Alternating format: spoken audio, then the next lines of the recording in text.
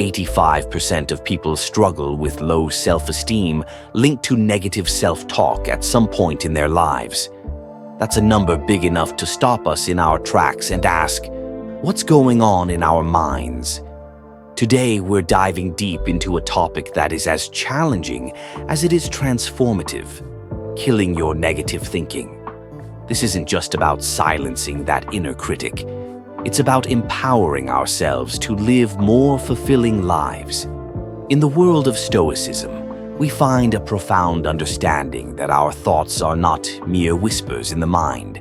They are the loud voices that dictate our happiness and our suffering. Stoic wisdom teaches us that while the world might not bend to our will, our perception of it is entirely up to us. The Stoics weren't just ancient philosophers, they were the ultimate mental warriors, battling against the tyranny of uncontrolled thoughts and emotions with rationality and inner calm.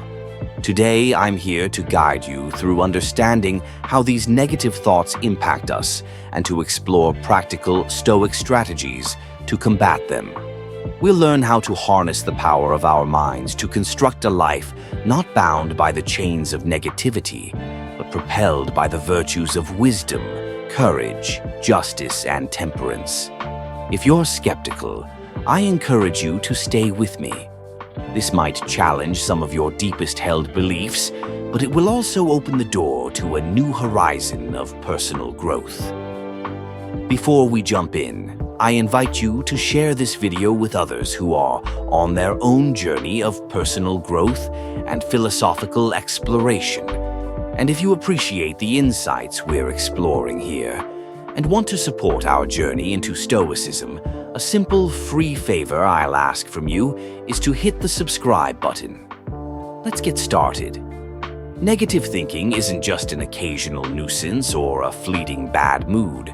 It's a pervasive issue that can dramatically impact every facet of our lives, from how we feel when we wake up in the morning to the choices we make about our health, careers, and relationships. These thoughts can be debilitating, but what really is negative thinking? At its core, it's a pattern of anticipating the worst, undermining our own efforts, and often assuming we are less capable or deserving than we truly are. Now, why do we fall into this trap? The Stoic philosophers believed that it's not the events themselves that disturb us, but rather our interpretations of these events. Epictetus famously said, "Men are disturbed not by things, but by the view which they take of them." This perspective is at the heart of understanding our problem with negative thinking. It's not necessarily reality that constrains us. It's the lens through which we view our world. Carl Jung's exploration of the psyche provides further insight. He recognized that much of our negative thinking stems from the less conscious parts of our mind, the personal and collective unconscious. Jung wrote, "Until you make the unconscious conscious, it will direct your life and you will call it fate." By bringing these unconscious beliefs and biases into the light of conscious examination, we can begin to mitigate their control over us.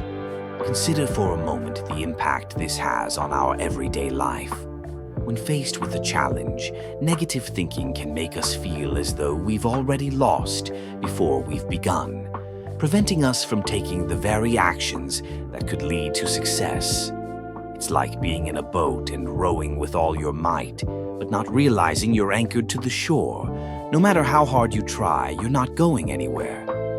Stoicism teaches us to examine our thoughts critically and logically, to question the validity of these negative assumptions. Marcus Aurelius, in his Meditations, prompts us to reflect on our thoughts with scrutiny and to dismiss those that are irrational or unhelpful. This kind of introspection allows us to detach from harmful thinking patterns and regain control of our mental landscape. Let's not underestimate the influence of our societal and cultural backdrop. In a world saturated with messages of not being enough, whether it's not successful enough, rich enough, or smart enough, it's easy to see why negative thoughts can creep in. These messages often find fertile ground in the mind, sprouting weeds of doubt and insecurity that can choke our potential. But Stoicism arms us with the tools to clear out these weeds and cultivate a garden of more supportive, empowering thoughts. This issue of negative thinking is what we're tackling today. It's not just about dismissing or avoiding negative thoughts, but understanding them deeply, questioning them thoroughly, and then replacing them with reasoned, constructive thinking. This Stoic approach isn't just about coping, it's about thriving. By mastering our thoughts, we master our perceptions and, ultimately, our lives. So, as we continue, let's keep in mind that each thought we choose to entertain and each one we decide to challenge is a step toward the kind of life we truly want to live. Understanding the origins of negative thinking is essential if we are to address it effectively.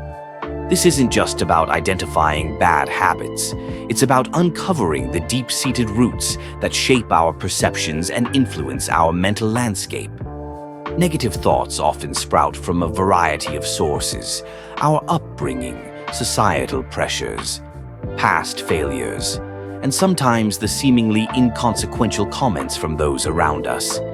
Each of these can plant seeds of doubt, fear, and limitation, which can mature into a persistent state of negativity.